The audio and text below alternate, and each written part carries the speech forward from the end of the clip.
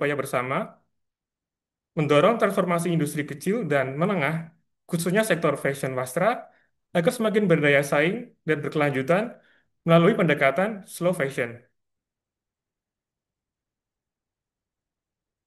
Perkenalkan, saya Zenu yang akan memandu webinar pada pagi hari ini.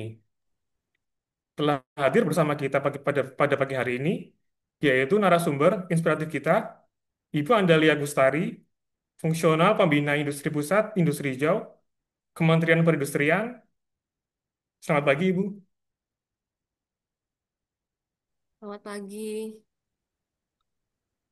Dan Ibu Aparna Batnagar Sasena, CEO of Toraja Melo, dan Ibu Dini Yusuf, founder of Toraja Melo.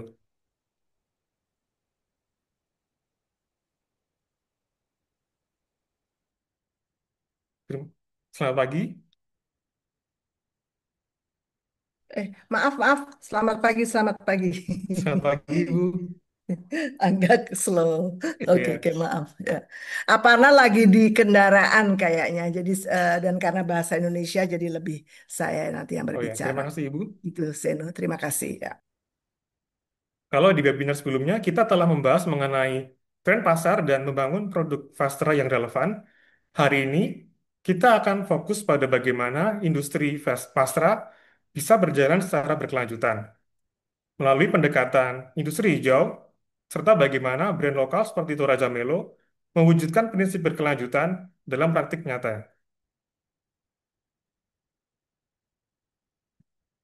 Untuk Sobat IKM dapat mempersiapkan catatan dan pertanyaan yang nanti bisa ditanyakan ke narasumber kita atau dapat dituliskan pada kolom komentar yang kemudian akan kami bacakan pada sesi Q&A.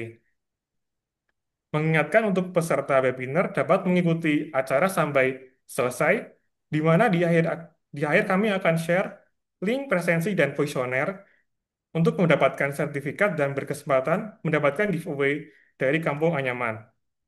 Tanpa lama-lama, kami mengundang narasumber kita, yaitu Ibu Andalia Gustari dari Pusat Industri Hijau, Kementerian Perindustrian Republik Indonesia, dengan pemaparan materi berupa satu, penjelasan industri hijau, bagaimana produk, yang kedua, bagaimana produksi dalam industri hijau, dan yang ketiga, bagaimana produk dengan basis ramah lingkungan. Untuk durasi pemaparannya adalah 30 menit. Kepada Ibu Andalia, kami persilakan. Baik, apakah suara saya bisa terdengar baik, Bapak Bisa, Ibu? Bu, terdengar baik. Baik, terima kasih. Assalamualaikum warahmatullahi wabarakatuh. Selamat Waalaikumsalam pagi, warahmatullahi Salam. wabarakatuh. salam sejahtera buat kita semua. Eh, Sebelumnya kami mengucapkan permohonan maaf kepada Bapak Ibu karena kesempatan pagi hari ini Bapak Kepala Pusat Industri Hijau tidak bisa memberikan apa namanya materi terkait industri hijau pada acara webinar ini dan mewakilkan kepada saya untuk bisa menyampaikan materi di webinar ini. Mungkin saya izin share Bapak Ibu. Di sini kan ada yang minta link.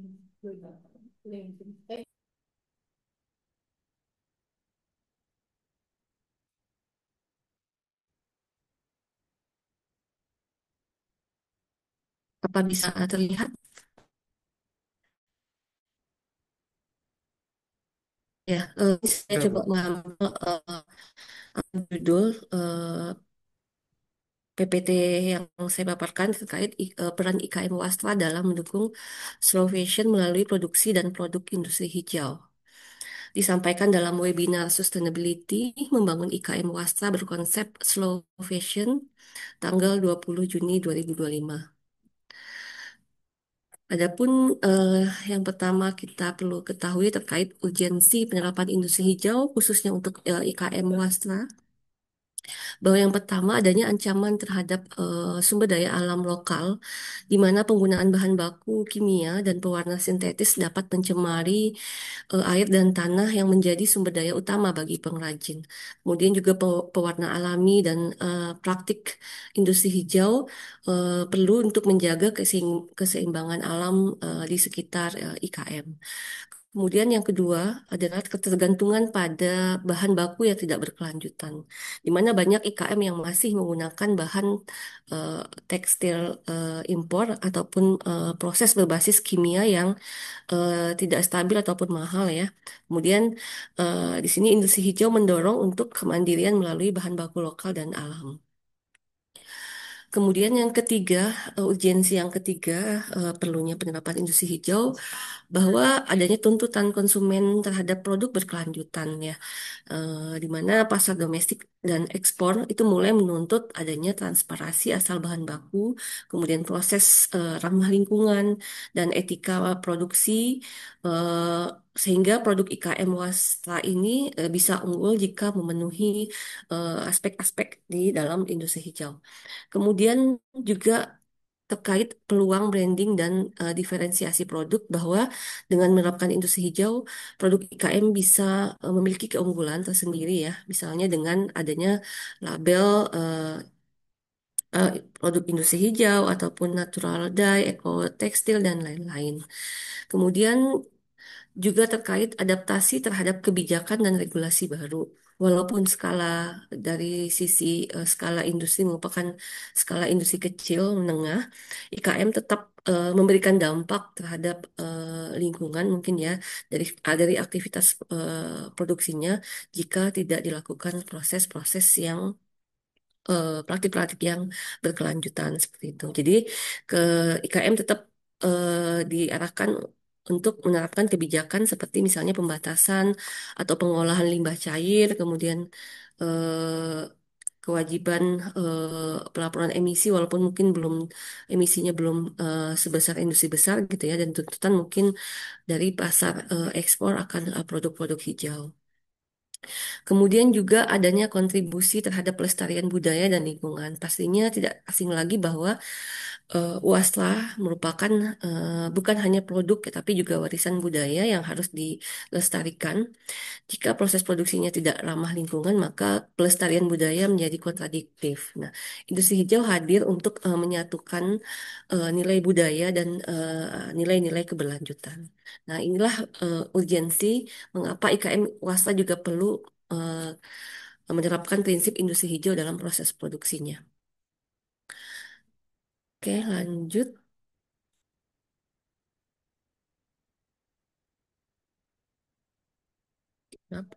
Oke, nah ini adalah terkait definisi industri hijau, dasar hukum maupun prinsip ya.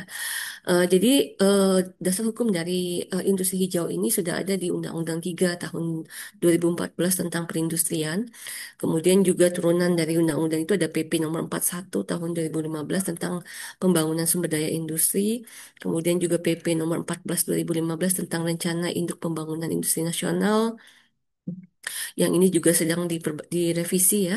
Kemudian juga PP nomor 29 tahun 2018 tentang pemberdayaan industri, Perpres 59 tentang pencapaian tujuan pembangunan berkelanjutan, dan Perpres tentang RPJM nasional. Ya ini mungkin yang harus diperbaharui. Kemudian terkait definisi sudah ada di Undang-Undang 3 di mana industri hijau itu didefinisikan sebagai industri yang dalam proses produksinya mengutamakan upaya efisiensi dan efektivitas penggunaan sumber daya secara berkelanjutan sehingga mampu menyelaraskan pembangunan industri dengan kelestarian fungsi lingkungan hidup serta dapat bermanfaat bagi masyarakat. Jadi dari definisi ini ada yang kita highlight ya bahwa dari definisi ini sudah ada tiga pilar eh, keberlanjutan. Yang pertama terkait efisiensi dan efektivitas penggunaan sumber daya, kemudian kelestarian fungsi lingkungan hidup dan juga bermanfaat bagi masyarakat. Nah, efisiensi dan efektivitas ini dilakukan dengan melakukan upaya efisiensi material input, kemudian penggunaan bahan baku alternatif, eh, intensitas energi yang rendah, penggunaan energi baru dan terbarukan, kemudian sirkular ekonomi, kemudian juga dari sisi air juga intensitas airnya rendah dan teknologinya pun juga rendah karbon ataupun teknologi yang ramah lingkungan. Sedangkan dari sisi fungsi lingkungan hidup ada ada aturan terkait pengelolaan limbah industri, kemudian daur ulang limbah dan penurunan emisi gas rumah kaca. Dan yang tak kalah penting adalah bahwa industri hijau ini harus juga memperhatikan kemanfaatannya bagi masyarakat, yaitu dengan adanya program CSR di setiap standar industri hijau ya. Nah, industri hijau ini sejalan dengan ekonomi hijau yang sudah dicanangkan oleh Presiden Jokowi ya waktu eh, tahun 2000 kalau nggak salah itu 2019 ya kalau nggak salah.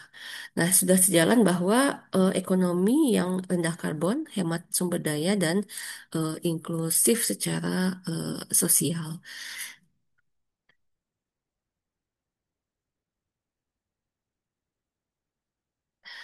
Nah, dari definisi dan Undang-Undang 3 tadi, kita dari Pusat Industri Hijau menurunkan ke dalam bentuk kebijakan industri hijau, di mana arah kebijakan industri hijau adalah tujuan akhirnya adalah untuk meningkatkan daya saing industri, yaitu melalui peningkatan efisiensi sumber daya dengan optimalisasi di bahan baku, air, energi, dan bahan kimia. Kemudian juga mengupayakan adanya produk hijau dan bahan baku ramah lingkungan dengan kemudian pemanfaatan EBT, penurunan emisi gas rumah kaca dan pengendalian limbah, dan kemudian mengakomodasi standar keberlanjutan serta penerapan ekonomi sirkular dan adanya peningkatan pekerjaan hijau atau green job. Nah, inisiatif dari kunci dari arah kebijakan ini dilakukan melalui penyusunan rencana induk industri hijau, kemudian pengembangan ekosistem produk industri hijau, kemudian mentransformasi industri existing menuju industri hijau, kemudian standarisasi dan penghargaan industri hijau, kemudian juga pengembangan IKM hijau dan jasa industri hijau, serta fasilitas fiskal dan non-fiskal.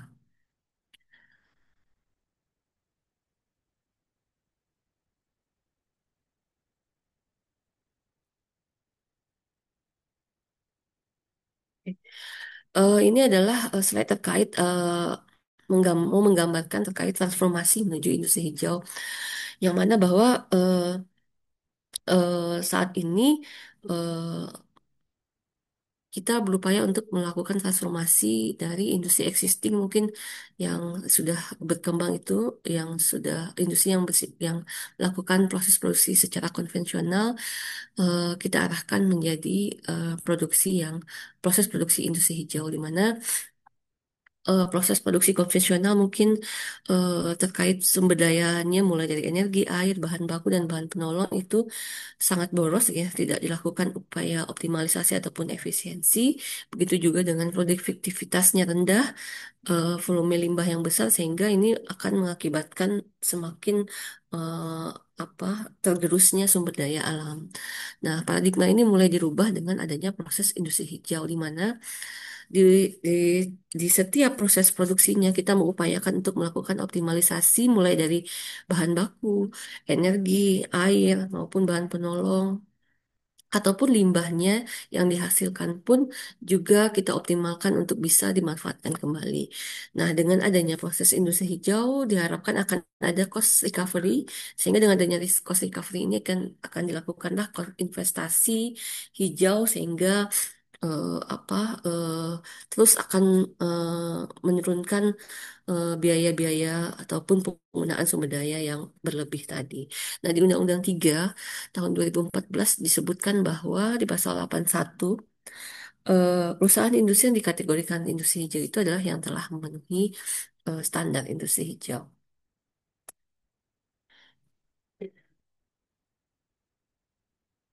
Oke, next. Nah, karakteristik industri hijau sendiri khususnya mungkin ini di sisi eh, IKM gitu ya, bahwa menggunakan bahan baku yang alami ataupun yang ramah lingkungan ataupun bahkan yang bahan baku daur ulang gitu ya. Kemudian eh, adanya upaya efisiensi dan efisiensi energi atau optimalisasi mulai dari energi, air maupun bahan baku. Kemudian penggunaan teknologi yang ramah lingkungan, adanya praktik-praktik produksi yang minimum menghasilkan limbah dan pengelolaan limbah cair dari pewarna yang ramah lingkungan serta desain dan produk yang berkelanjutan. Nah, dalam konteks IKM swasta sendiri, efisiensi energi dan efisiensi air ini dapat diterapkan melalui pemanfaatan alat tenun tradisional ya, yang manual atau misalnya tanpa listrik. Kemudian juga kalaupun harus menggunakan listrik, mungkin nanti listriknya bisa diefisienkan atau dioptimalkan gitu. Kemudian penggunaan air juga secara bijak, terutama dalam proses pewarnaan, mungkin bisa dilakukan daur ulang dan lain-lain. Kemudian juga melakukan pengumpulan dan daur ulang baik dari sisa pewarna alami ataupun dari sisa-sisa potongan-potongan kain seperti itu ya.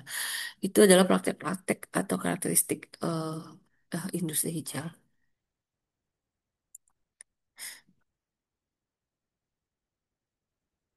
Nah, kalau kita lihat secara umum ya, proses industri hijau itu adalah dimulai dari untuk industri yang existing, upaya kita melakukan relayout atau tata letak pabrik ya, kita rancang kembali, di mana dengan penerapan tata letak pabrik yang efisien ini mengoptimalkan atau menghemat berbagai macam sumber daya. Kemudian juga melakukan pemilihan bahan baku.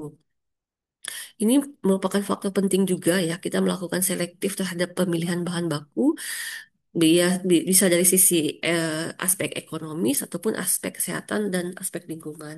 Kemudian juga mengurangi atau mengeliminasi bahan baku B3 dan juga mengutamakan bahan mentah dari sumber daya yang terbarukan.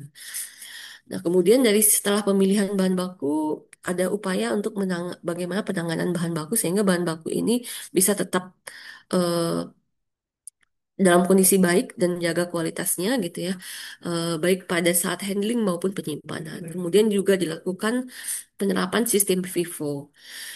Kemudian dari penggunaan bahan bakunya sendiri, bagaimana kita melakukan atau menggunakan bahan baku itu seoptimal mungkin. Baik itu bahan baku yang alternatif ataupun bahan baku yang memang apa namanya yang tidak tergantikan sehingga bisa tetap menggunakan bahan baku yang origin gitu ya.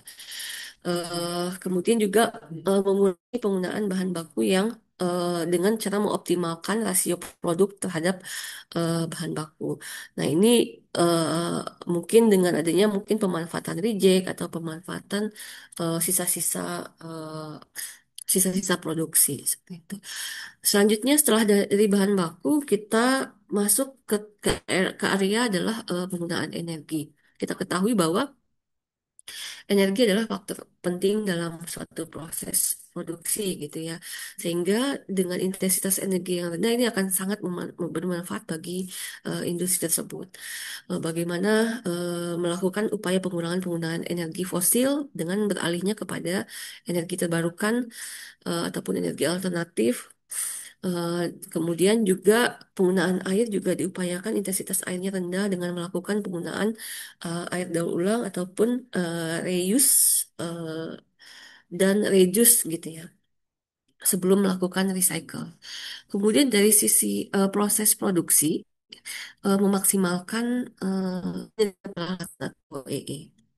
Kemudian juga meminimalkan tingkat produk reject, menerapkan reduce, reuse, recycle, dan recovery di proses produksi, kemudian juga menghilangkan kebocoran dan tumpahan.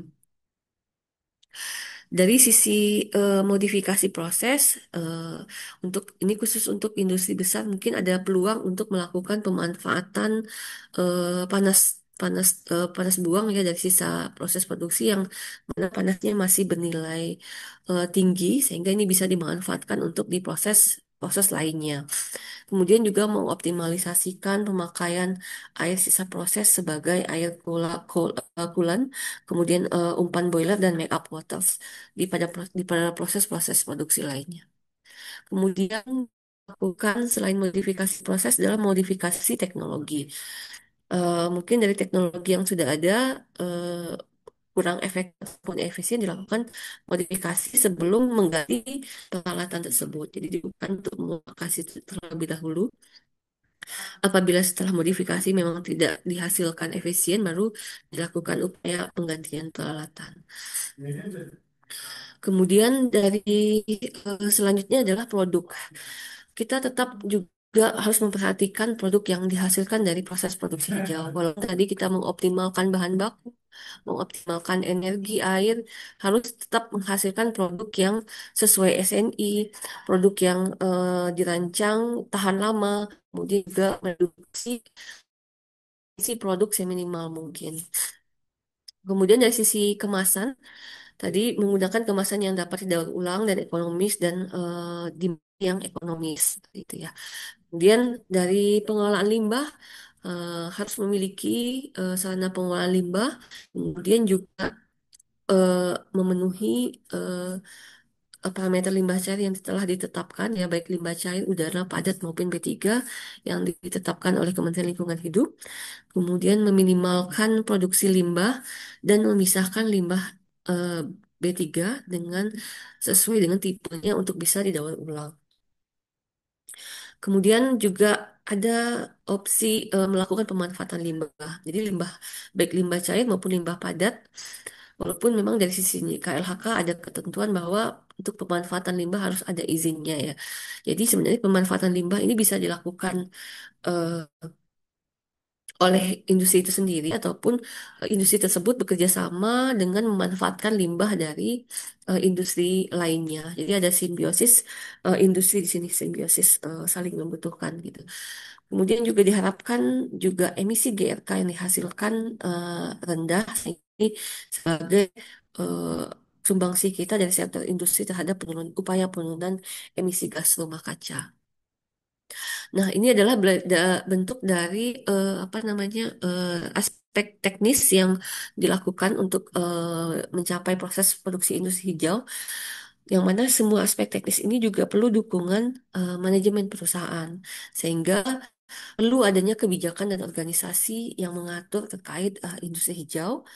Mulai juga ada perlu direncanakan perencanaan strategisnya, pelaksanaan pemantauannya, tinjauan manajemen, CSR dan tenaga kerjaan yang ini juga tercantum di dalam standar hijau.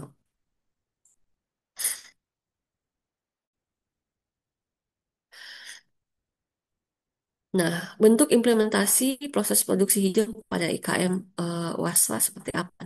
Yang pertama mungkin dari sisi perencanaan produksi berkelanjutan bahwa kita merencanakan perencanaannya berbasis life cycle thinking untuk kain dan busana, kemudian juga menentukan bahan, proses dan desain yang minimal menghasilkan limbah sejak awal, jadi sehingga eh, bahan yang digunakan benar-benar optimal seperti itu ya.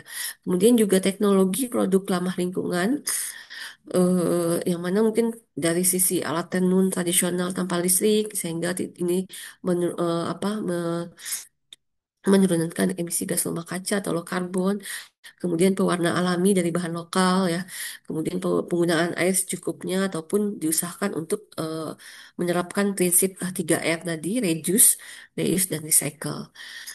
Kemudian sistem manajemen limbah, manajemen lingkungan, yaitu tadi juga seperti menerapkan prinsip 3R, reduce, reuse, recycle. Kemudian juga apa, manajemen limbah, melakukan manajemen limbah, yaitu sisa-sisa kain perca menjadi aksesoris ataupun artwork. Ini di antara contoh yang sudah bisa dilakukan di IKM Wastra. Oke, selanjutnya adalah terkait standar industri hijau. Jadi tadi disebutkan bahwa eh, di Undang-Undang 3 Pasal 81 disebutkan bahwa yang di perusahaan industri yang disebut sebagai industri hijau adalah yang sudah memenuhi standar industri hijau. Jadi standar industri hijau itu apa sih ya?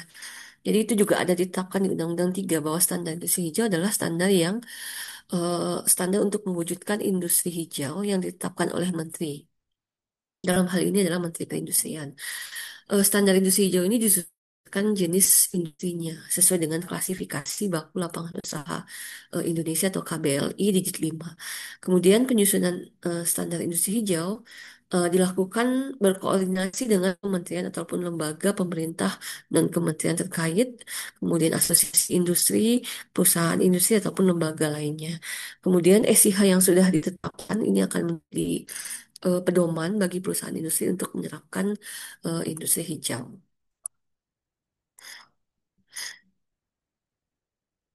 Ya, ini eh, peran industri hijau dalam program nasional. Tadi dengan adanya aspek-aspek teknis seperti bahan baku, energi, air, proses produksi, sampai dengan emisi GRK ini merupakan sudah sejalan dengan apa yang ditargetkan oleh nasional. Bahwa standar industri hijau itu merupakan upaya dari Kementerian Perindustrian untuk mendukung beberapa program nasional, di antaranya sirkular ekonomi, net zero emission, kemudian rendah karbon, kemudian green public procurement, dan juga SDGs, dan terakhir adalah terkait dengan Perpres 98 tentang nilai ekonomi karbon. Kemudian juga terkait GPP ini juga sudah keluar keputusan Menteri LHK nomor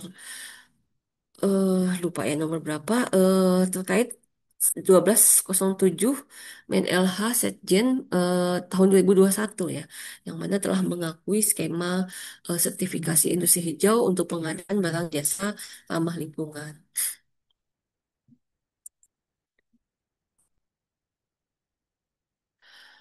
Nah, progres penerapan industri hijau saat ini sudah terdapat eh, 39 peraturan menteri yang mana menetapkan 62 nomor SIH ya. Jadi sudah ada SIH-nya sebanyak 62 nomor standar industri hijau. Tahun, eh, Kemudian progres tahun ini 2025 ini adalah eh, dalam proses harmonisasi sebanyak 15 nomor SIH. Kemudian jumlah lembaga sertifikasi saat ini ada 24. Kemudian industri hijau yang sudah implementasikan melalui proses sertifikasi itu sudah 35 nomor SIH dari 62 yang tersedia. Jadi saat ini sudah ada eh, 149 sertifikat industri hijau yang aktif. Nah, ke depan juga kita lagi mengembangkan sistem layanan elektronik layanan sertifikasi industri hijau atau SELASI, yang mana nanti ke depan diharapkan eh, perusahaan industri yang akan mengikuti sertifikasi industri hijau itu bisa dilakukan melalui eh, elektronik seperti itu.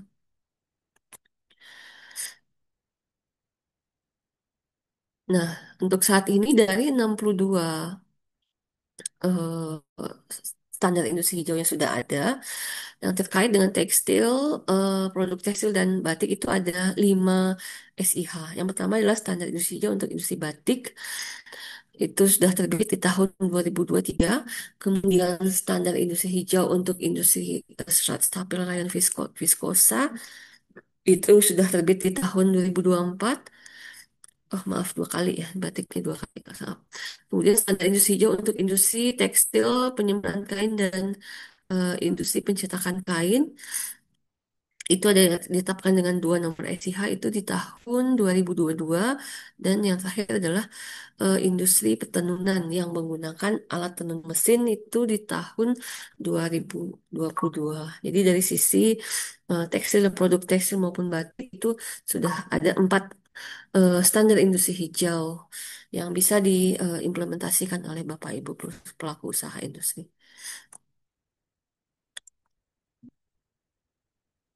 Nah, ini adalah skema sertifikasi bagi perusahaan industri yang akan mendapatkan sertifikat industri hijau. Ini diatur dalam Permen 39 tahun 2018 tentang tata cara sertifikasi industri hijau. Dimulai dari pendaftaran, perusahaan industri menyampaikan permohonan kepada lembaga sertifikasi eh, sesuai dengan persyaratan yang ada di Permen 39. Kemudian, lembaga sertifikasi akan melakukan pemeriksaan dokumen. Apabila sudah tidak ada sudah lengkap dan benar, maka dilanjutkan dengan melakukan penunjukan auditor industri hijau. Lembaga sertifikasi industri hijau akan menugaskan 2 orang auditor industri hijau untuk melakukan audit kecukupan dan audit kesesuaian. Nah, auditor industri hijau melakukan audit kecukupan untuk memastikan pemeriksaan dan kelayakan data dan dokumen terkait dengan aspek teknis dan manajemen. Mungkin break dulu Bapak Ibu ya, sedang Indonesia Raya.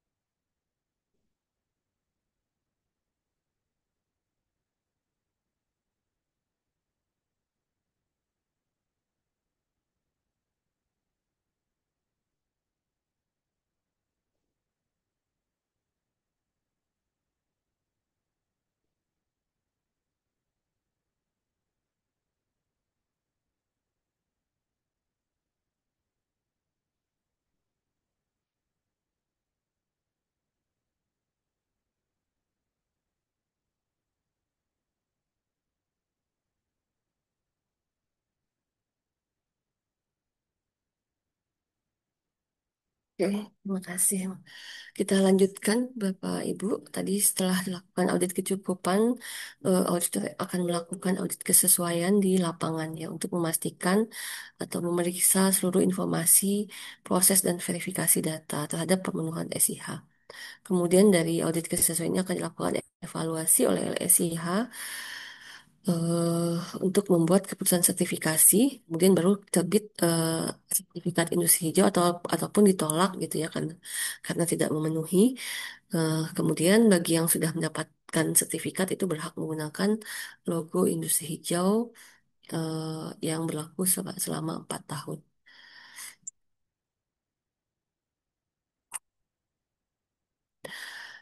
Nah, ini adalah produk industri hijau ya.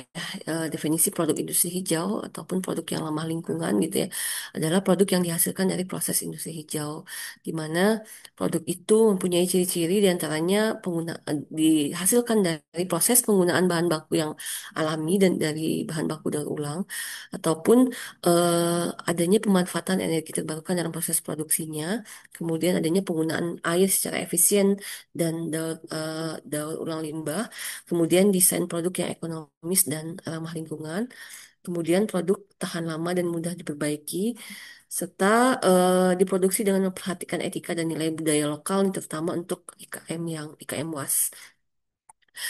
Untuk IKM ya, kemudian juga memiliki sertifikat industri hijau sebagai bukti bahwa atau sebagai aklamasi bahwa sudah diverifikasi oleh suatu lembaga. Nah, inilah yang kriteria yang kita anggap sebagai produk industri hijau atau produk eh, berwawasan lingkungan. Nah, tadi dari sekian 149 lembaga sertifikat 149 sertifikat industri hijau, eh, ini contoh-contoh yang perusahaan industri yang sudah menerapkan logo industri hijaunya ya di baik itu di kemasan produk ataupun di label produk, kemudian di kop surat, di kartu nama maupun di media promosi lainnya. Ini bisa eh, salah satunya bisa dari ubin keramik, dari pupuk, dari tekstil ataupun dari semen. Ini ada beberapa contoh yang sudah menerapkan industri hijau.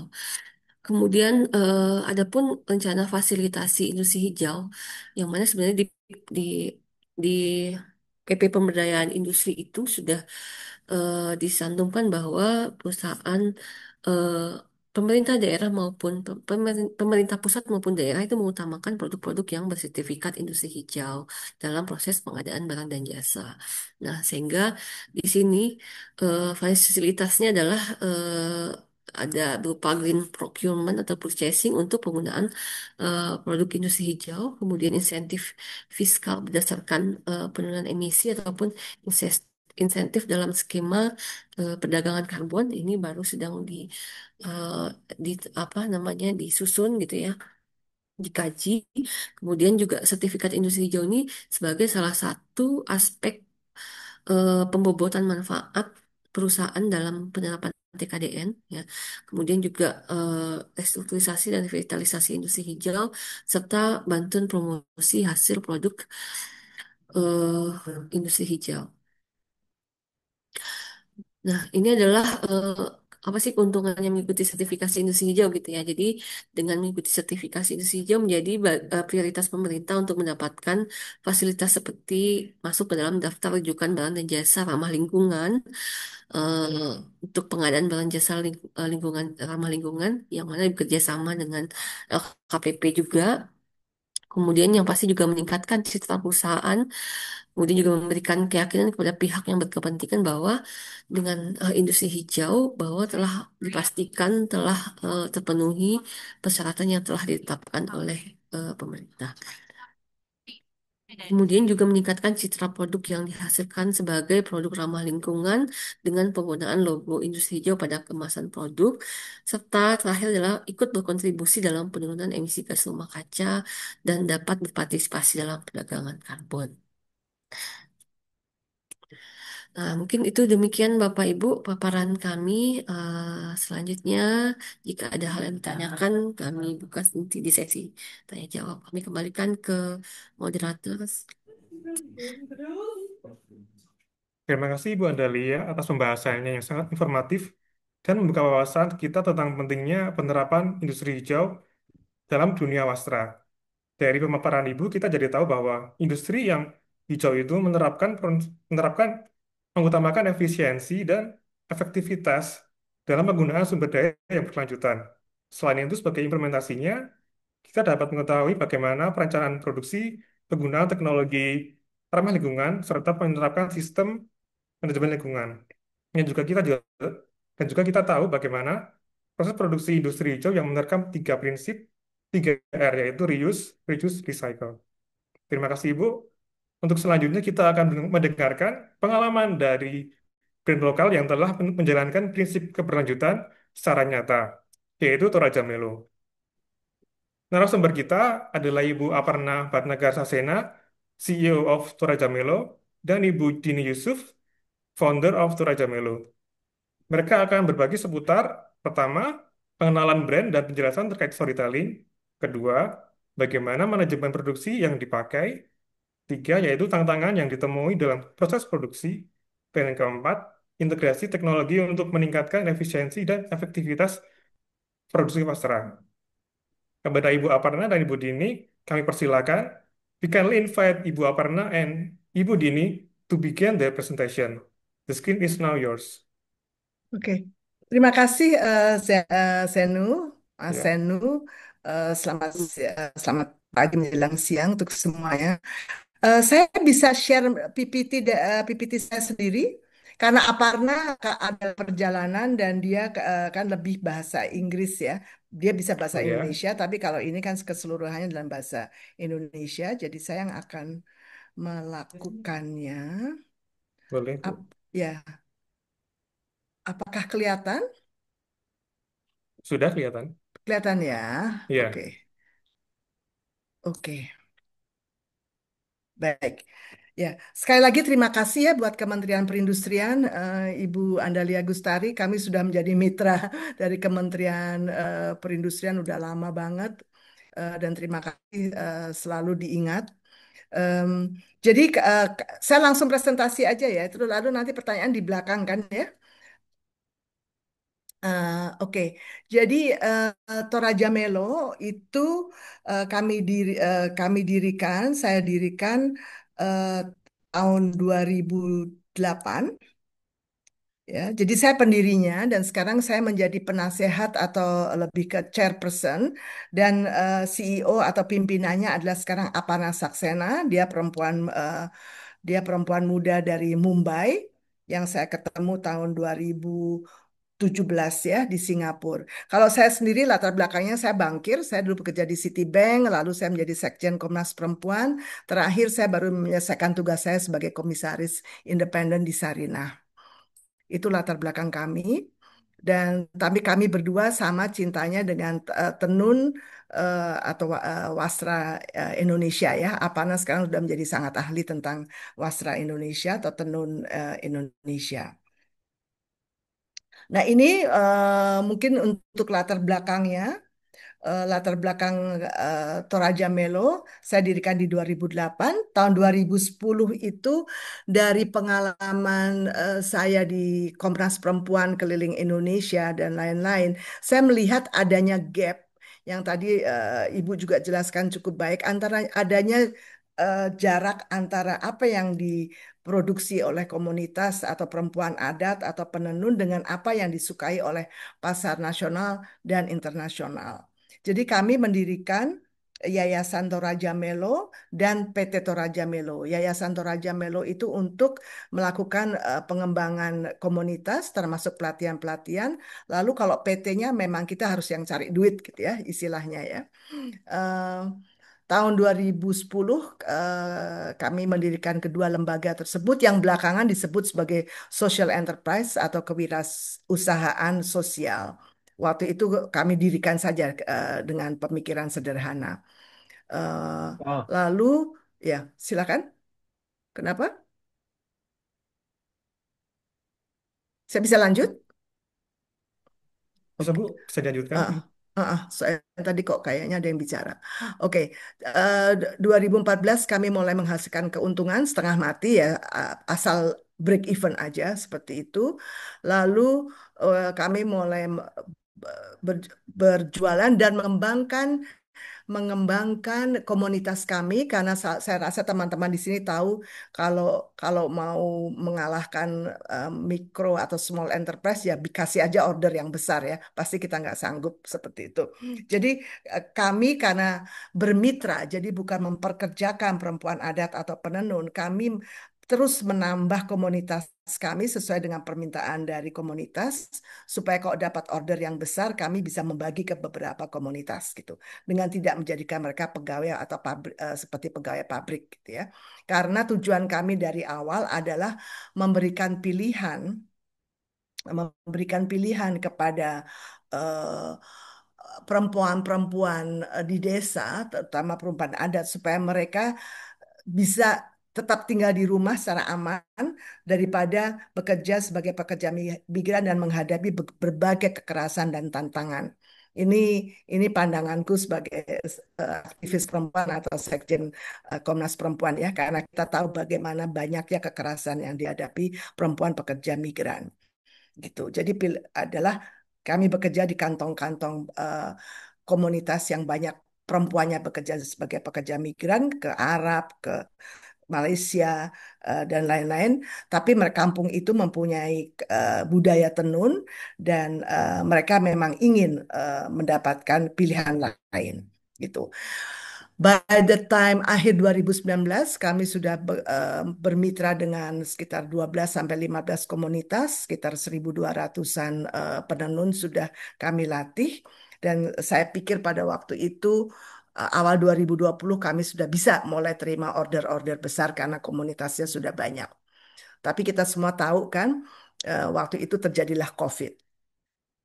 Dan Aparna yang sudah menemani Toraja Melo sebagai business advisor dari 2017, Aparna tadinya itu bekerja di Singapura sebagai Vice President logistiknya DHL, suatu perusahaan logistik besar. Dia lalu pindah ke Indonesia tahun 2017 sebagai Vice President logistik dari Lazada. Tapi dia tiap Sabtu Minggu menemani saya untuk business development activities. Lalu saya minta Aparna untuk menjadi CEO atau pimpinan Toraja Melo. Karena saya tahu, saya dari generasi lama, generasi tua, saya tahu kita harus shift ya, kita harus berubah untuk mendigitalisasi Toraja Melo. Dan itu Aparna sejak Juni 2020 menjalankan Toraja Melo dan Toraja Melo menjadi ini nyambung Ibu soal apa industri hijau.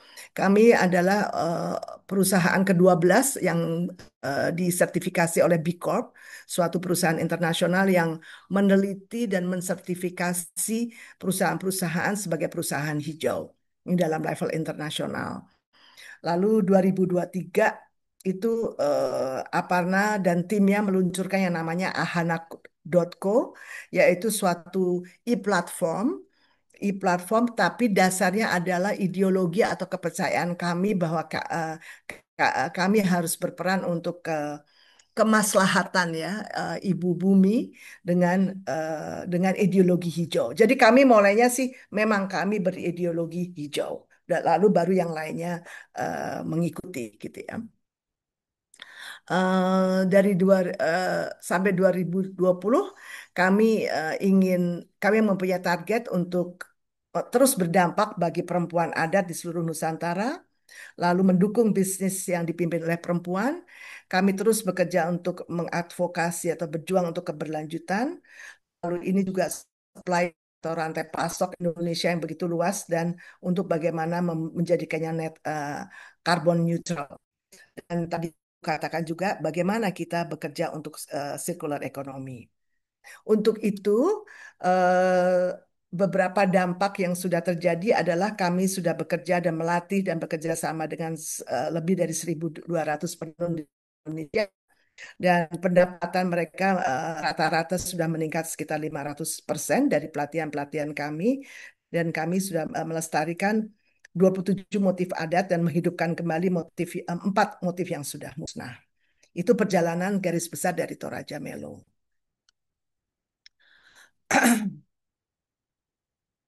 Pekerjaan kami di Toraja Melo itu kami mempunyai tiga pilar adalah community collaboration. Kami tidak pernah bekerja sendiri, kami bekerja dengan komunitas, terutama komunitas perempuan adat di desa-desa untuk memberikan sumber pendapatan pilihan atau alternatif.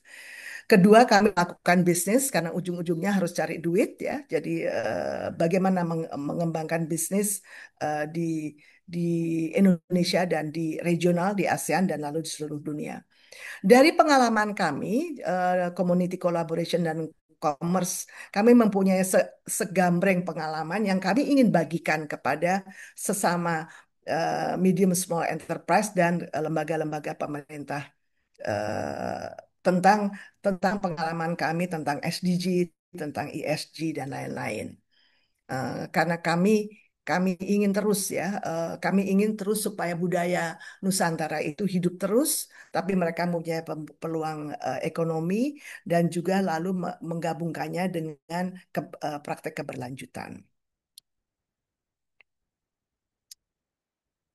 Nah, ini wilayah kerja Toraja Melo di seluruh Nusantara. Jadi tak memang nama Toraja Melo itu karena tadinya waktu saya dirikan 2008 2010 kan saya pikir saya mau pensiun jadi hanya kerja di Toraja, tapi karena permintaan dari berbagai teman-teman masyarakat adat, kami sudah berkembang di hampir seluruh pulau di Indonesia.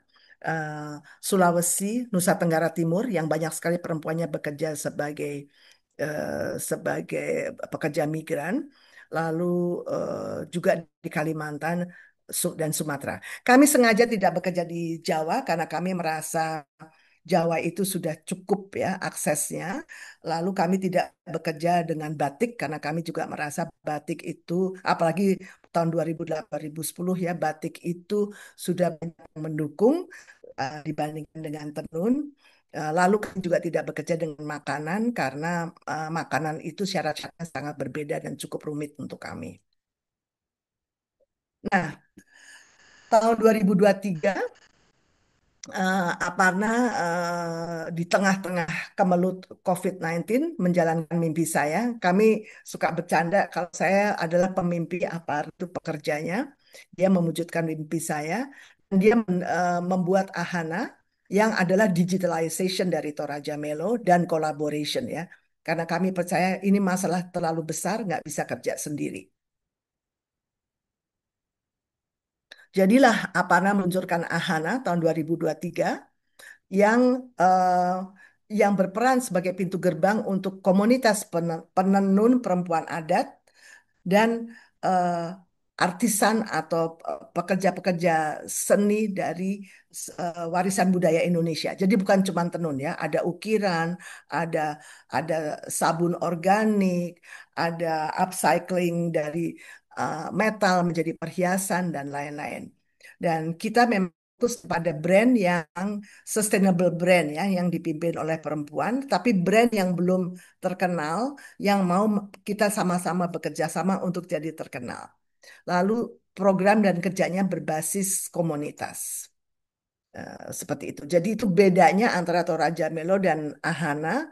Kalau kalau Toraja Melo itu lebih kepada komunitas penenun, kalau Ahana itu untuk jadi komunitas perempuan artisan adat, bisnis yang dipimpin oleh perempuan, sustainable brand dan bahan baku alami. Kayaknya tadi nyambung dengan presentasi Ibu ya sebelum ini. Jadi ini merupakan inovasi yang kami lakukan dan kami launch tahun 2002.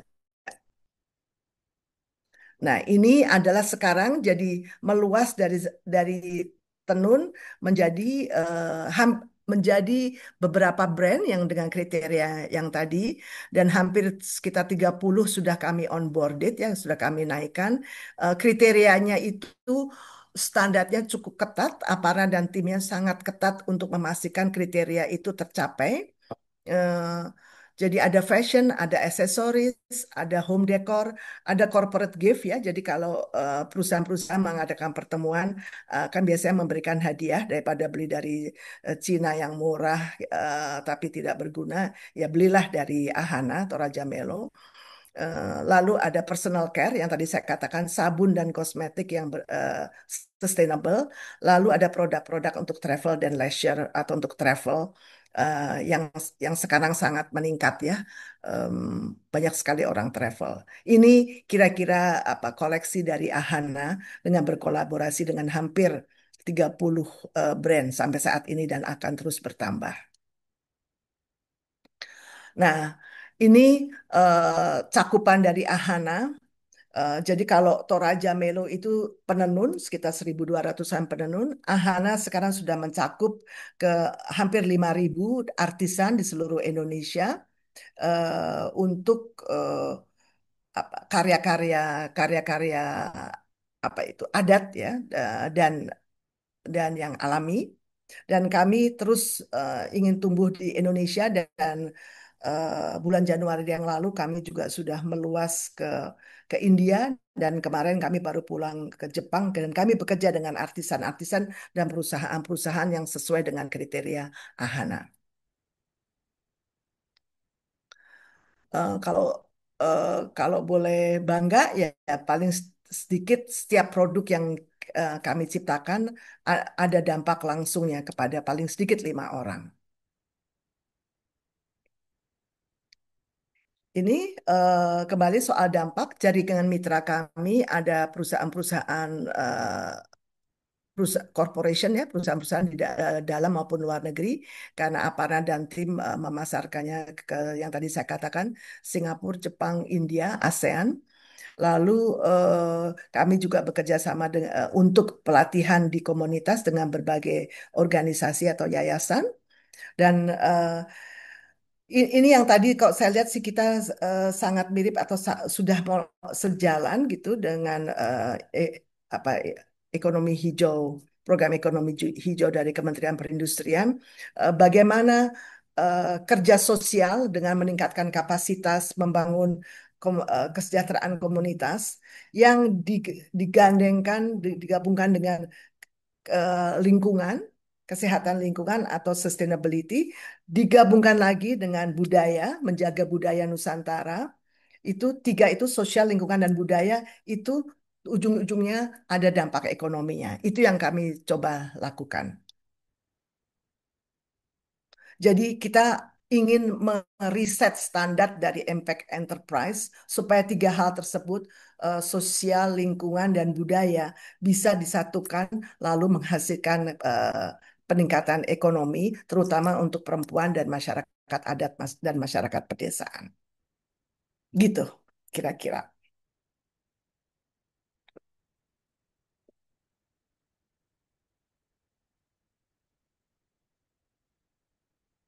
Silakan Mas Senu, bagaimana kalau ada pertanyaan-pertanyaan atau Iya, komentar, ya.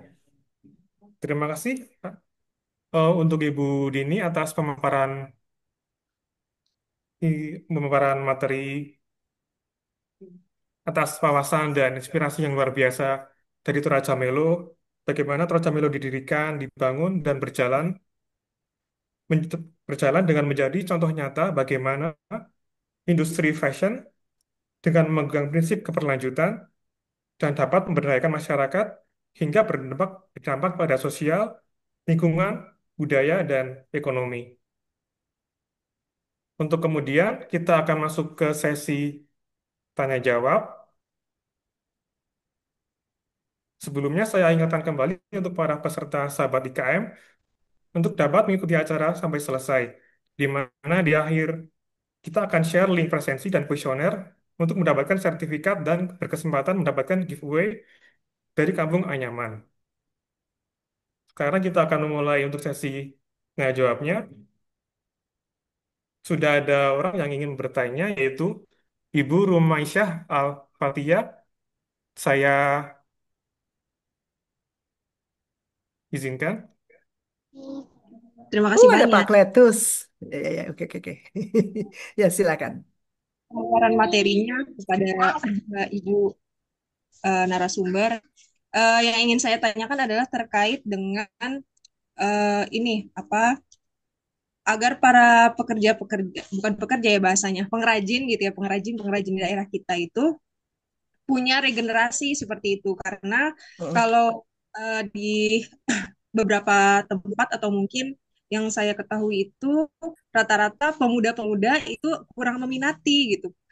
Malah lebih banyak para pekerjanya itu atau pengrajinnya itu yang sudah berusia lanjut gitu ya atau mungkin yang sudah berumur. Nah, yang ingin saya tanyakan mungkin terkait teknis baik dari program pemerintah yang mungkin sudah berjalan ataupun pengalaman dari Bu Dini sendiri, bagaimana agar tindak atau kegiatan-kegiatan yang bersifat tradisi atau menggunakan alat-alat yang tradisional tersebut tuh bisa terus berlangsung gitu dan implementasinya untuk saat ini bisa sejauh apa ketika memang bisa berjalan. Pasti. Eh, Rumaisya dari mana? Rumaisya dari mana? Kalau saya desainer, Ibu. Saya dari Apa? Bandung, tapi saya desainer.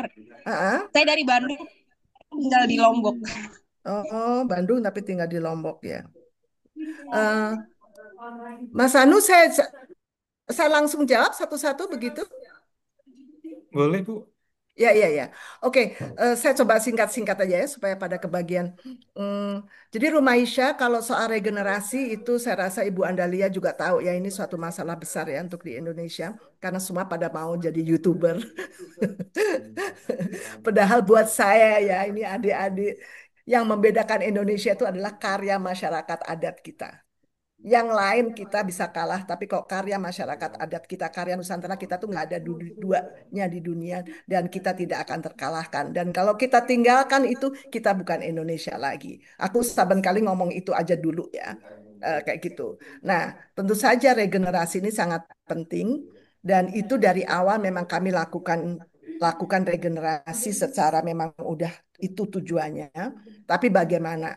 Dan kalau saya melihatnya sih sebetulnya kalau ada yang mau bayar produk karya masyarakat adat, kalau ada yang mau menghargai dan bayar pasti mereka mau bikin gitu ya. Karena kalau saya lihat dari pengalaman saya sekarang kerja udah lebih dari 15 tahun menuju 20 tahun. eh, Orang Indonesia tuh lain sama misalnya orang Amerika atau orang Inggris yang pengen merantau pergi meninggalkan kampungnya. Kita itu cinta banget sama kampung kita sebetulnya. Dan kita nggak mau pergi dari kampung kita. Selama masih bisa makan dan selama ada cash kan gitu.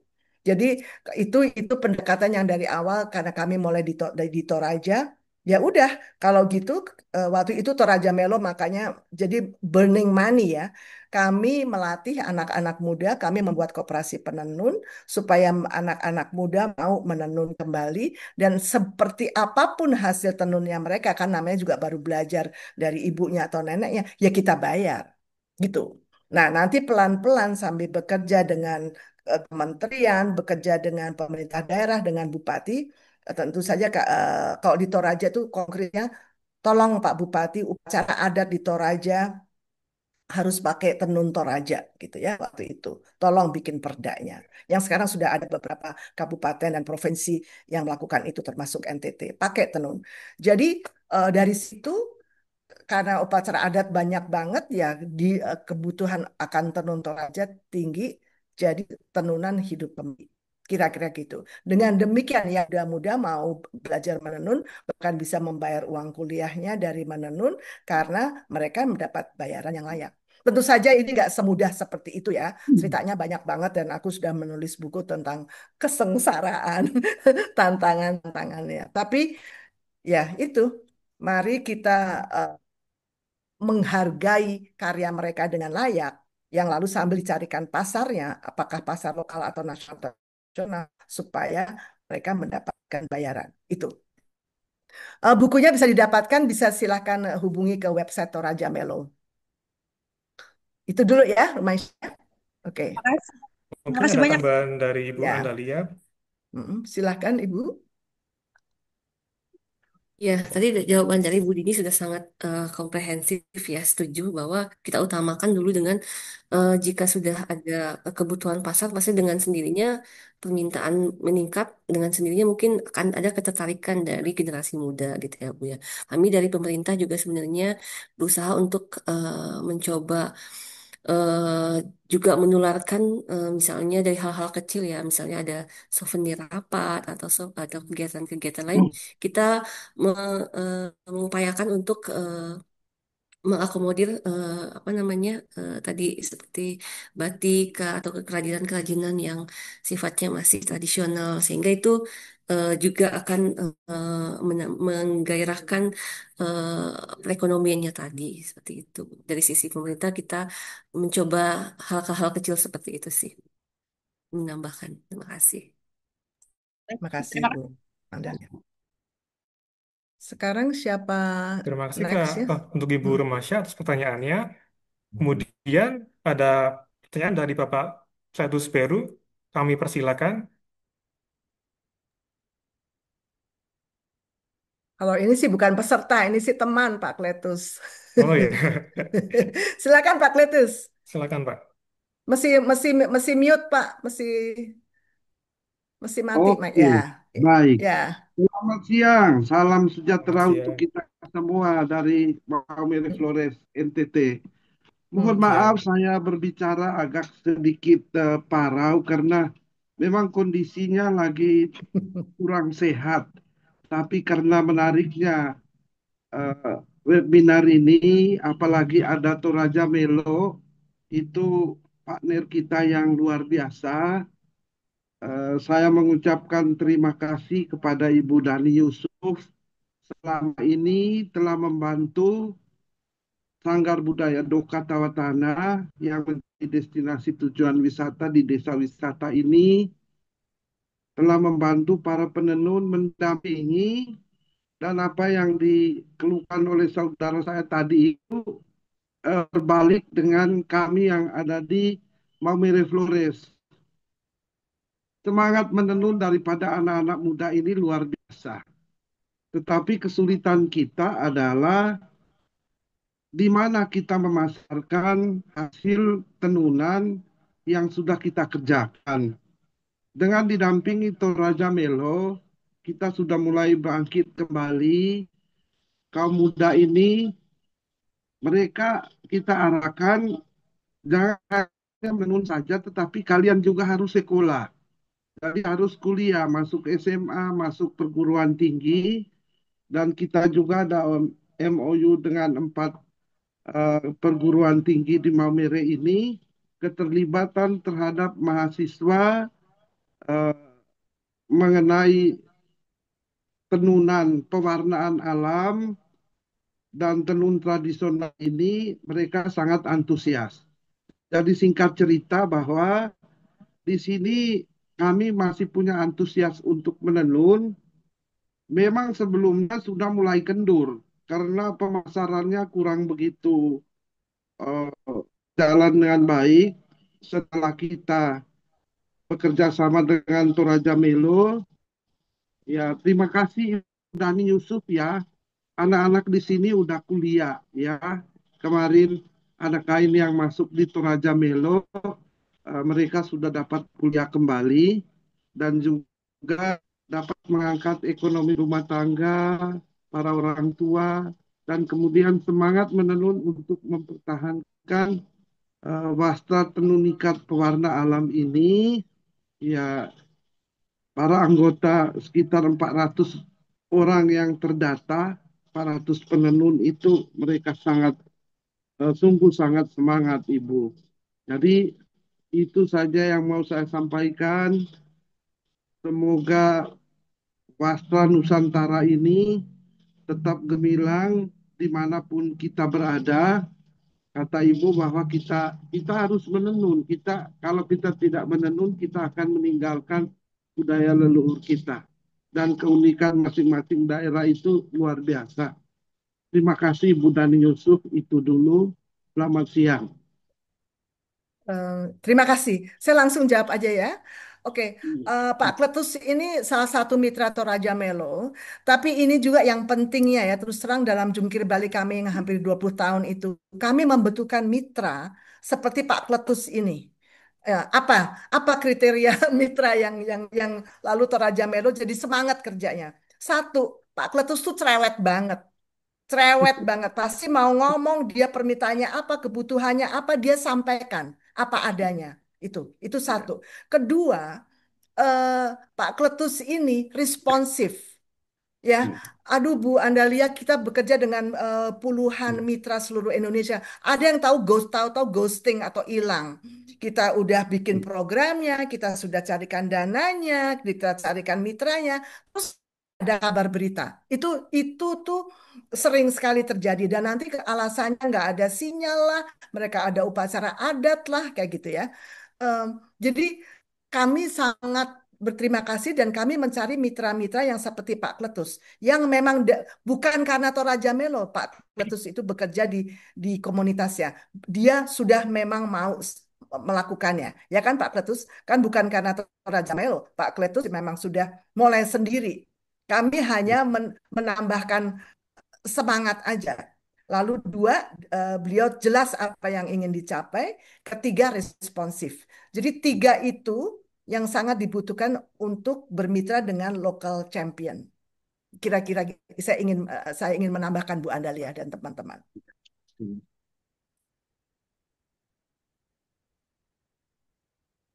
Mungkin ada tambahan dari Bu Andalia. Ya, mungkin pengalaman Budi ini lebih banyak ya dalam menghadapi apa tadi eh, pengrajin-pengrajin. Terus terang kalau saya sendiri memang belum banyak sih untuk apa terlibat langsung, tapi pernah gitu ya Bu ya, terutama untuk waktu itu pendampingan ke IKM Batik gitu ya, dalam rangka untuk mendapatkan sertifikat industri hijau. Memang persoalan untuk industri besar dan industri kecil sangat jauh berbeda gitu pendekatannya. Nah, itulah yang memang apa menjadi memang harus apa mempunyai trik khusus juga dalam menghadapi apa pengrajin maupun IKM ini gitu seperti yang Ibu sampaikan tadi. Itu juga kami temui kendala-kendalanya yang memang awalnya semangat tiba-tiba hilang ya. Nah, itu mudah-mudahan seperti semangat Pak Kletus ini mungkin mudah-mudahan bisa disebarkan ke semua pengrajin bahwa eh, sangat sangat mungkin bisa dikembangkan kalau memang sungguh-sungguh gitu ya Bu ya untuk mengembangkan warisan budaya ini. Kalau memang bukan dari kita siapa lagi gitu. Kalau hanya kita menunggu dan menunggu saja seperti itu sih Bu. Terima Iya, kasih iya. Pak Kletus. Mungkin ya saya tambahkan sedikit, saya jadi ingat Bu Andalia. Ini yang kita sebagai komunitas, sebagai masyarakat adat juga harus sadar. Apapun kita itu melawan pasar kapitalis ya. Gitu loh. Oke, kita bilang kita orang desa, tapi kan kita nggak bisa minta kasihan-kasihan terus. Saya tinggal di desa ya, suami saya orang Toraja. Jadi saya tinggal di kampung di Toraja. Jadi saya melihat itu. Tapi kita jadi sebagai masyarakat adat, sebagai industri kecil atau perusahaan kecil, kita harus sadar apapun yang beli tuh kapitalis. Apa sih yang mereka minta ya kan? Kualitas, ketepatan waktu. Dan sekarang yang Ibu sedang kita kerjakan bersama adalah bagaimana greennya produk kita. Itu kan udah menjadi tuntutan kan. Jadi tambah berat lagi. Nah terus kalau ditelepon menghilang lah ini. eh, Terus terang kayak misalnya soal upacara adat ya. Saya di Toraja upacara adat ada tiap minggu. Tapi kita tuh bisa loh ngomong sama kepala desa atau kepala adat. Maaf kami ada orderan 5 lembar tenun misalnya gitu. Boleh nggak adik saya aja yang ikut upacara adat. Saya akan terus menenun. Misalnya kayak gitu. Jadi nggak bisa terus lari hilang ada yang meninggal.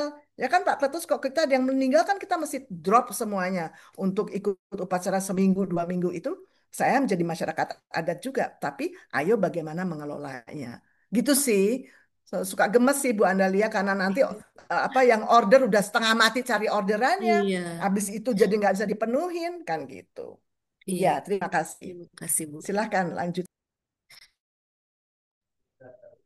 Baik, terima kasih Bapak Kletus telah berbagi informasi dan pertanyaannya.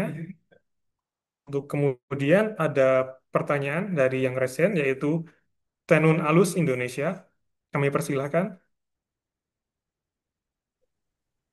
Selamat siang, saya dengan Adi Surya dari Tenun Alus Indonesia berlokasi di Bali. Menarik sekali dari yang apa yang disampaikan. Cuman mohon maaf saya tidak bisa membuka video karena sedang di Hmm. luar. Nah, menarik sekali. Kenapa menariknya? Karena memang kita Tenun Alus Indonesia semua materialnya terbuat dari tenun tradisional, terutama untuk Bali, karena memang kami lahir di Bali. Usaha kami belum lama, baru 2 tahun, dan semangatnya kami ingin membawa tenun seluruh Indonesia. Tapi karena kami lahir di Bali, jadi 70-80% material utamanya dari endek Bali. Menarik terkait dengan regenerasi, betul sekali. Penenun itu sekarang usianya rata-rata usia di 60 tahun. Nah, setelah saya analisa dan pelajari ke beberapa penenun yang ada di Karangasem, di Gianyar dan Kelungkung, jadi memang eh, marketnya itu agak bisa dibilang slow. Kenapa slow? Karena tenun itu masih identik dengan pakaian yang digunakan untuk acara resmi, acara pernikahan saja gitu. Sehingga kami melihat bahwa oh, mungkin karena kategori produknya hanya pakaian sehingga slow untuk pemasarannya. Nah, dari situ kami melihat adanya peluang untuk dibuatkan menjadi fashion aksesoris seperti topi, tas-tas tote bag yang sederhana, lalu pouch, dompet, strap, berbagai macam fashion aksesoris. Sehingga harapannya ke depannya itu satu orang punya produk tenun bukan hanya untuk pakaian, tapi dari topinya, dari tasnya, dompetnya, kelas dan segala macam. Nah, itu yang menarik, yang saat ini sedang kita jalankan. Dan di Bali ini memang jujur penyerapannya semua ke wisatawan karena mereka melihat tenun itu sangat memberikan apresiasinya sangat luar biasa. Ini yang masih menjadi challenge adalah apakah memang untuk produk fashion aksesoris dari tenun tradisional ini kalau kita bawa keluar, apakah akan se-exciting saat mereka melihat itu di Bali. Nah, ini yang masih menjadi challenge karena akan berbeda di saat mereka datang ke Bali, mereka melihat produknya, lalu membeli. Apakah akan se-exciting itu jika barang tersebut kita bawa keluar? Nah, ini yang masih menjadi challenge. Mungkin di sini saya perlu masukan juga dari Ibu untuk yang eh, eh, kondisi tadi, gitu. Karena saya masih ragu untuk membawa produk ini keluar eh, untuk ditawarkan di sana. Itu sih yang utamanya, Mas. Mungkin boleh ditanggapi. Terima kasih. Mas Henu, saya jawab ya. Eh, ya, Pak, selamat selamat berjuang baru 2 tahun. Jalan masih panjang. Iya, Bu. Eh, ya harus panjang napas. Tapi kalau menurut saya, kalau memang paling gampang, paling enak itu kan menjual di tempat kita sendiri dan tamunya datang. Ya, dan Setuju. Bali itu kan tempat yang orang wisatawan datang. Menurut saya, kalau menurut saya, karena sebenarnya Toraja Melo juga lebih marketingnya di dalam Indonesia, karena demand di dalam Indonesia itu besar sekali. Kami Iya, keluar itu lebih kepada untuk promosi, branding, karena orang Indonesia kalau Toraja Melo laku di Jepang, wah keren ya Toraja Melo laku di Jepang, kan lebih lebih ke branding strategi. Karena betul. kalau kami di Toraja Melo ya satu merasa market di Indonesia itu besar, sebetulnya besar dan cukup. Kedua juga kami ingin menjadi penjaga dari produk Indonesia supaya kita nggak dijadikan pasar oleh produk-produk dari luar. Kembali itu perjuangan sendiri ya. Kita pengen dong Paham. jadi nyonya rumah dari apa pasar di Indonesia daripada kita Ya, dimasukin segala macam merek dari luar yang sudah dan sedang terjadi luar biasa. ya. Tuh. Jadi kalau menurut saya sih Bapak sudah di Bali, tamu-tamu wisatawan mau belanja fashion produk dari Bapak dari Tenun, menurut saya itu diteruskan dan mungkin kami tuh membuat aksesoris tuh bukan semata hanya ingin menjual aksesoris, tapi kami tidak mau ada sisa. Tidak, jadi itu waste management sebetulnya. Jadi kalau Bapak membuat baju-baju itu kan pasti ada sisa potongan-potongan, ya itu yang dibuat menjadi produk yang Oh, bisa dijual lagi. Nah, gitu. kalau saya bukan, memang saya sengaja tidak membuat baju Ibu. Jadi dari Oh, satu jadi lembar tenun kainnya langsung. aja. Mm, Oh, jadi mm, dari satu mm. lembar tenun itu langsung saya buat paket. Misalnya saya bikin tas yoga, saya bikin topinya, saya bikin dompetnya. Jadi satu series gitu. Oh ya sudah, ya kalau Seperti menurut itu. saya ya, kalau menurut saya sih kalau memang itu dan itu sudah cukup baik, ya fokus di situ aja dibesarkan gitu. Paling nanti menuju Hmm, ke lebih hijau kayak gitu misalnya kan, seperti yang tadi paparan Bu Andal lihat karena demand atau keinginan dari pasar sekarang menuntut ya, betul. green products. Gitu sih Baik, Pak. baik, baik. Ya, Baik. mudah-mudahan Terima menjawab. kasih Ya, banyak, Bu Dini. ya, Terima makasih. kasih, Bu. Yuk, silakan. Lanjut, Mas. Terima kasih. Mas Senu. Oh ya, terima kasih untuk atas pertanyaan tadi. Kemudian ada pertanyaan dari Caroline SWH. Kami persilakan untuk Oh iya, Caroline S. terima kasih. Saya nggak usah nyalain video ya, takutnya nanti drop. Iya. Halo Bu Dini. Ya, Atau saya nyalain Caroline. sebentar deh. Ya, biar kelihatan tampangmu. Oh iya. Iya Bu, Kalau jadi ya, saya dari mana? Dari mana kamu? Ya, saya dari Caroline. Purworejo, Jawa Tengah. Kemarin saya sudah pernah bertemu putrinya Ibu ya, Mbak Rani. Itu waktu saya kebetulan ikut masuk di Australia Awards dan waktu post coach-nya itu ada dengan Bu Rani sebagai salah satu mentor kita di Surabaya. Nah, Ibu Rani cerita, oh ibu saya pendiri Toraja Melo begitu. Nah, ini saya baru kenal, jadi salam kenal Bu dan sangat menarik sekali dan aduh, pokoknya inspiratif banget. Soalnya saya juga sebetulnya namanya itu di social enterprise-nya dan produknya itu EcoPrint.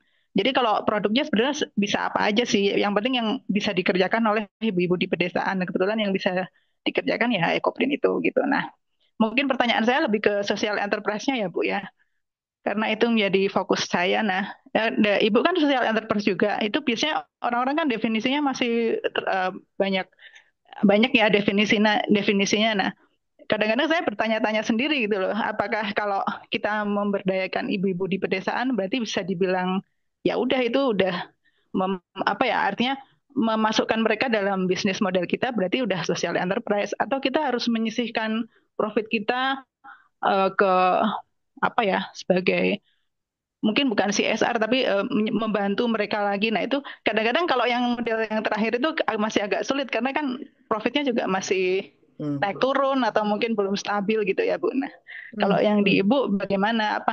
Terus kadang saya bertanya-tanya, lalu apa bedanya dengan orang yang punya usaha biasa yang juga mempekerjakan orang-orang dari desa begitu?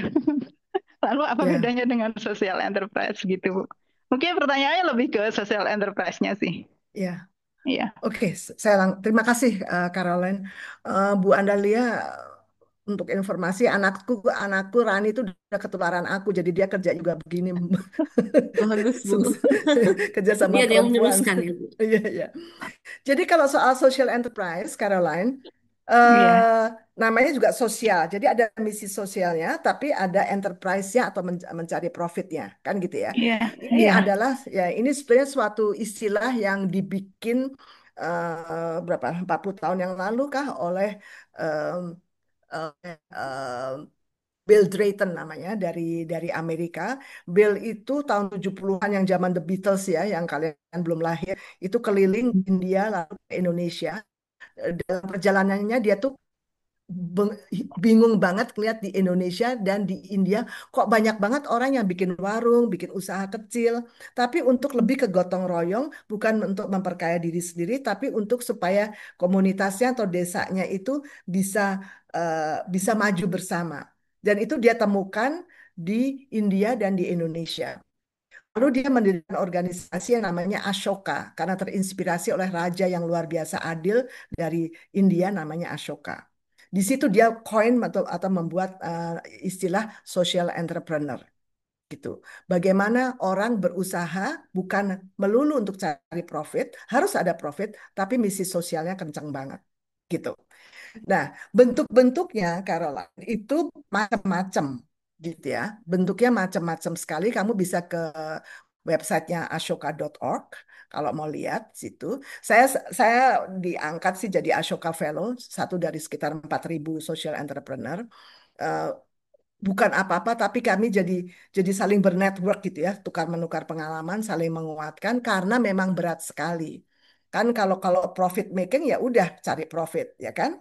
Kalau sosial kan kita bisa cari sumbangan gitu kan. Kalau kayak yayasan kan biasanya kan cari sumbangan seperti itu. Kalau kita kan kepalanya jadi dua, profit Iya, harus, fungsi sosial harus. Apalagi sekarang betul. ditambah dengan misinya Ibu Andalia harus green pula. Itu kan nambah tadi udah ada komentar nambah biaya lagi gitu kan.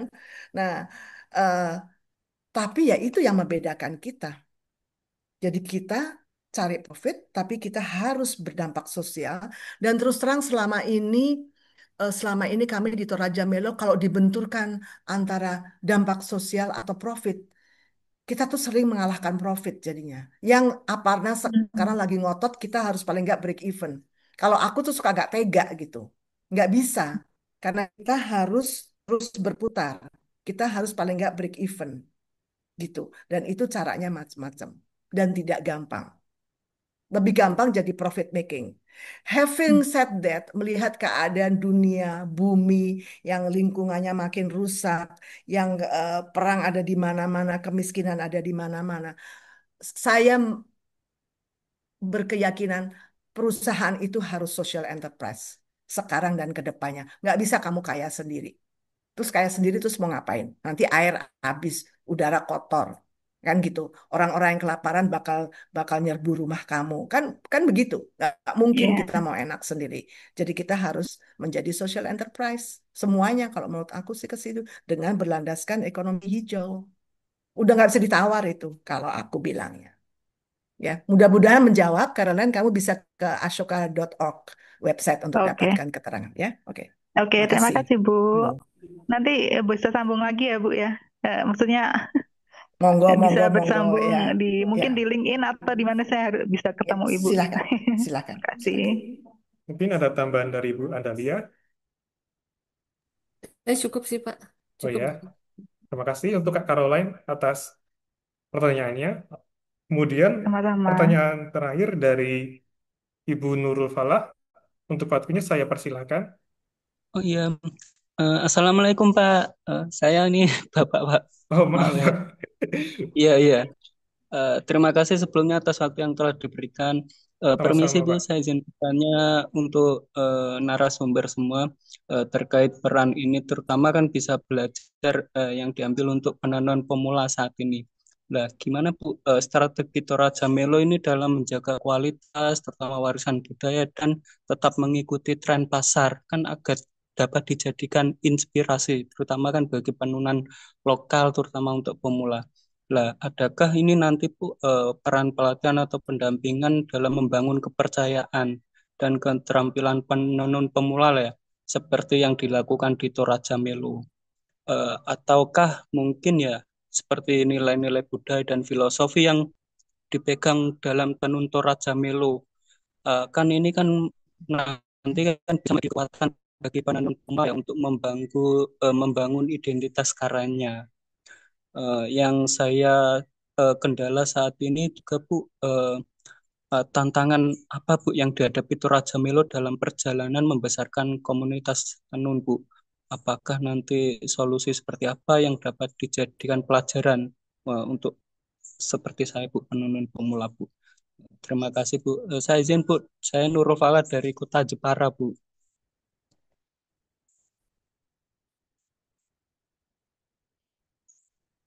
Iya, iya. Terima kasih Pak Nurul di Jepara. Aku wong Pekalongan, jadi aku suka ke Jepara juga. Eh, Kalau tantangan ya banyak ya Pak. Saya yang menulis buku itu tadinya waktu saya mau nulis buku pengalaman waktu itu 10 tahun Toraja Melo, aku agak GR gitu mau menuliskan keberhasilan-keberhasilan.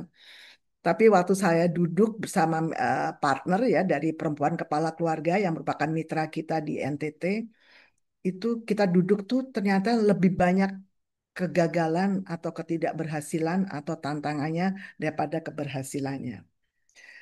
Jadi kalau tadi juga yang baru mulai tenun di Bali gitu ya, harus menurut saya keberhasilan Toraja Melo yang masih berdiri sampai sekarang gitu ya, kayak gitu. Karena tantangannya banyak sekali.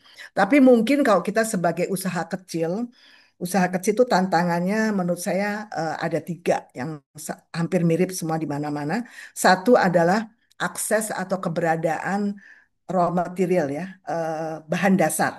Apakah itu apakah itu benang, apakah itu kain, em, dan lain-lain hal. Itu raw material. Itu merupakan tantangan terbesar dan ini juga bedanya Indonesia dengan saya selalu belajar dari India dan Jepang. Di India mereka punya kapas. Jadi mereka tenunnya itu dari kebunnya mereka sendiri. Indonesia itu tidak punya raw material. Jadi maaf-maaf ya, saya tahu saya dari Sarinah, tapi kok saben kali kita bilang bangga buatan Indonesia, kita tuh hampir nggak ada buatan Indonesia. 100% bahkan 50% karena raw material bahan dasar kita import. Benar kan ya Bu Andalia ya? Itu tuh itu tuh itu banget dan saya tahu Kementerian Perindustrian sudah berusaha tentang serat alam Indonesia dan lain-lain. Karena saya ikut juga menemani Ibu Eis ya Bu Andalia ya yang berjuang terus tentang serat Nusantara. Jadi satu, raw material kita nggak punya bahan dasar. Kedua adalah working capital atau modal kerja. Itu kita nggak punya. Terus terang kok saya juga ngabisin tabunganku sendiri, tabungan adik-adikku, tabungan anak-anakku untuk membiayai waktu awal-awal Toraja Melo. Jadi kita tuh akses ke modal itu sulit sekali. Yang ketiga ya akses ke pasar. Jadi tiga hal itu bahan mentah, modal kerja dan akses ke pasar itu merupakan tiga tantangan utama kita ya, apalagi usaha kecil. Eh, Seperti itu. Nah, kalau mau diomongin lagi, ya kita kalau mau usaha ya kita harus harus tahan banting gitu. Kita harus tahan banting dan nggak nyerah. Dan itu kenapa juga saya dan Aparna kita nggak bisa kerja sendiri. Kita benar-benar maunya tuh kerja sama. Jadi contohnya, kalau kita dengan kerja di komunitas, kita ini orang yang kayak Pak Kletus, kita nggak bisa dong tinggal di Momere, menyemangati orang di Momere dari Sika, lalu kalau kita di daerah Kupang gitu ya, kami bekerja dengan orang-orang dan organisasi yang memang ber, berakar dan tinggal di situ. Jadi kami fungsinya hanya menghubungkan komunitas dengan pasar. Itu pun kan saya rasa teman-teman di Kementerian Perindustrian Bu Andalia tahu. Itu pun udah kan bagaimana membuat desain yang mau dibeli oleh pasar, bagaimana membuat raw material dari serat alam, pewarna alam itu aja udah susah banget gitu. Jadi kami memilih yang di mana kami rasa nilai tambah Toraja Melo ada, yaitu menjadi penghubung gitu. Nggak tahu ya Pak Nurul apakah menjawab itu jadi tantangannya banyak tapi kami mencoba mencari mencari di mana kami bisa berbuat.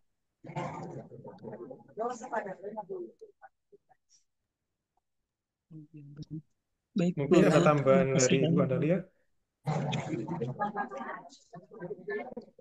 Masih ada yang mau ditanyakan untuk Pak Nurul? Sudah, Bu. Terima kasih banyak.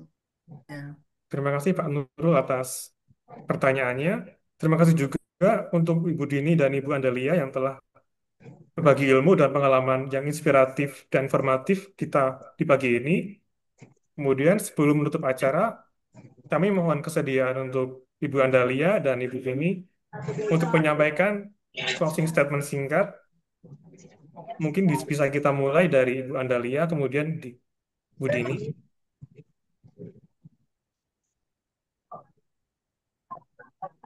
Untuk Oke. Statement penutup saya bahwa eh, untuk apa namanya pengrajin tetap harus optimis untuk melakukan menjaga dan melestarikan warisan budaya ya. karena ini merupakan pekerjaan yang mulia menurut saya ya.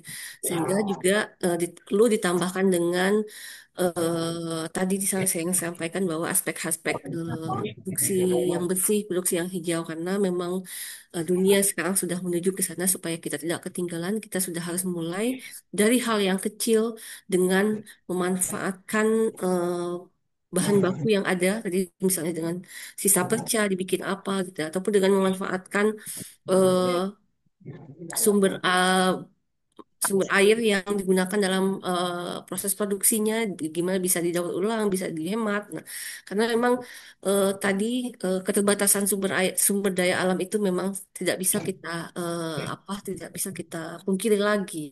Semakin banyak penduduk, semakin banyak penggunaan sumber daya alam. Nah, ini harus kita tanamkan dari kita untuk mulai berhemat dan peduli akan lingkungan. Mungkin demikian dari saya. Terima kasih. Terima kasih Bu Adelia atas closing statement-nya. Kemudian dari Ibu Dini. Ya, nambahin aja dari Bu Andalia. Memang kita harus tetap semangat ya, harus tetap optimis, apalagi yang muda-muda ya kayak gitu. Kalau gue udah mau pensiun soalnya udah capek. Jadi tetap semangat, terutama yang muda-muda. Lalu ibu bumi ini harus kita jaga. Ibu bumi ini harus kita jaga apapun kita lakukan, gitu ya. Dan tetap kita bisa cari duit, tapi mari kita sambil menjaga ibu bumi dan tetap semangatnya tuh gini. Jangan jangan jangan terus melihat wah kita harus mencapai ini. Anggap aja ini suatu perjalanan ya Ibu Andalia ya. Kita berjalan bersama-sama, kita bergandengan tangan karena nggak bisa sendiri. Tapi ini suatu perjalanan. Jadi supaya kita jangan, aduh kok nggak nyampe-nyampe ya, kok nggak nyampe-nyampe, gitu ya. Tapi jelas kita masih jaga ibu bumi dengan cara melestarikan budaya Nusantara yang ujung-ujungnya menghasilkan duit. Gitu aja. Terima kasih. Terima kasih Bu Dini dan Bu Andalia atas closing statement-nya. Kemudian kita akan masuki sesi untuk foto bersama. Bisa dipersiapkan. Untuk sesi foto bersama kita punya pose andalan yaitu tangannya seperti ini.